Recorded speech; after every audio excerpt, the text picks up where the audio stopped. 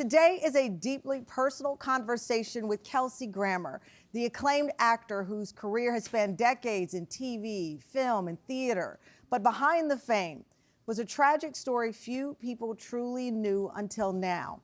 In 1975, Kelsey's younger sister, Karen, was only 18 years old when she was brutally raped and murdered. For the first time, Kelsey reveals the heartbreak he has carried for nearly 50 years, telling his sister's story with emotional detail in his new memoir, Karen, A Brother Remembers. In it, Kelsey shares his private pain and vivid memories of the enduring bond between siblings through life and death. He is sharing his and her story in hopes of offering comfort to others navigating unimaginable loss. What is so important about this book? So many things, but Kelsey says this is not a book about grief. It is about honoring his sister so that we know her name and we know the love that they shared and the impact it has had on his life. It is one thing to see someone on the red carpet. It is another to pull back the layers and hear what's really been going on in their life. And we are so honored to have this daytime exclusive today. Please give it up, Tam Fam, for the Kelsey Grammer.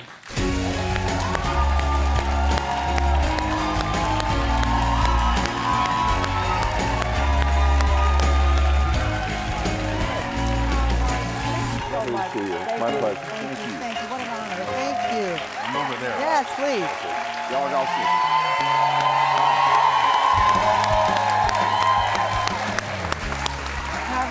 Have a seat.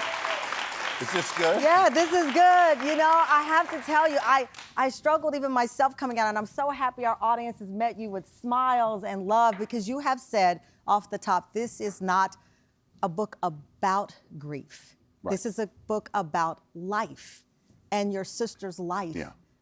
You're tearing up. Yeah. I get it. That's okay. I get it. Yeah. That picture, I love that picture of her. The one. Love the picture? Yeah, it's fantastic. I found that just a while ago, actually, as we were putting the final pieces of the book together and putting the pictures in it. This was 2 years in the making. You've been working, well, it's a Almost lifetime. 3. Almost 3 years of you writing, and really, it reads almost like a therapy session.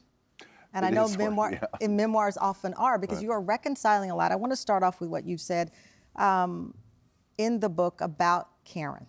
You said she was kind and caring, and at no time in her story is her victimhood of more value than her life. To me, that sets the tone from the very beginning of what you wanted to accomplish, but it doesn't tell me why now. I've tried to interview you many, many years. I did a show called Deadline Crime. My sister's murder is an unsolved murder. I remember hearing about this. I different wanted to actually circumstances, talk to you about it, different circumstances, but the grief of losing a sibling and being a well-known person. Right. When I heard about Karen's story many years ago, I reached out and your team said, he's not ready. He's not ready. What has changed? Well, a lot of things took place in the last few years, of course. But what's interesting is that I write in the book about a quotation from Hamlet: "The readiness is all." Oh. And I kept wondering why that was coming up so often. And as I was writing the book, and the reason is I wasn't ready until now. And here we are. That I was. Sorry, I won't do this all day. Listen, if you're going to do it, this is the space. Some of the pictures took me by surprise. You said the thing about the grief book, life book. That came actually off of a conversation with an agent that I'd had a couple of years ago when I first started writing. I said, listen, I'm writing something. I think it might be a book. I was about maybe 30 pages into it at the time. And I said, I think maybe I need to publish it. I don't know yet. And he said, well, grief books usually get about this and that, and they're no longer in about 120 pages or something. I said, well, it's not really a grief book. Yeah. And so this all came off of that ridiculous conversation of like, well, there's just some sort of formulaic nonsense about how you handle a person's passing. And it's been with me my whole life, and I thought, well, this guy's clearly not the guy to sell the book. Right, right. This is because this is not the book that we're writing. Agents don't have real insight into things sometimes, and this guy was one of those people. Well, I think, you know what, not just agents, people don't. I mean, Yeah. listen, we've known you countless Emmy Awards, SAG Awards, more awards than I can name, decades on TV. We see you as a character from Marvel on. And I always say, what makes our show different is that everyone wants to go to the last page, right? The greatest page, the successful page. But it's the pages of your life that form this cloth, if you will, of the fabric of your life. And in it, you talk about, which I admire you so much for approaching the book this way. You go into great detail about what happened to Karen that night. You said in the book that there's something beneficial in the truth, even in the pain. 1975, July 1st, 2 weeks before her 19th birthday, Karen encountered a group of men outside of the restaurant where she was working. As it is and has been reported, they planned to rob the restaurant. Right, right. But she was there. Why did you need to go into the details? Because you go in to it all. What's funny is I finally read the police report, which I hadn't read ever before. Before What I made you wrote want this to book. read the book? I wanted to find out the truth. I wanted to seek the truth in all the things that I thought I knew and didn't know.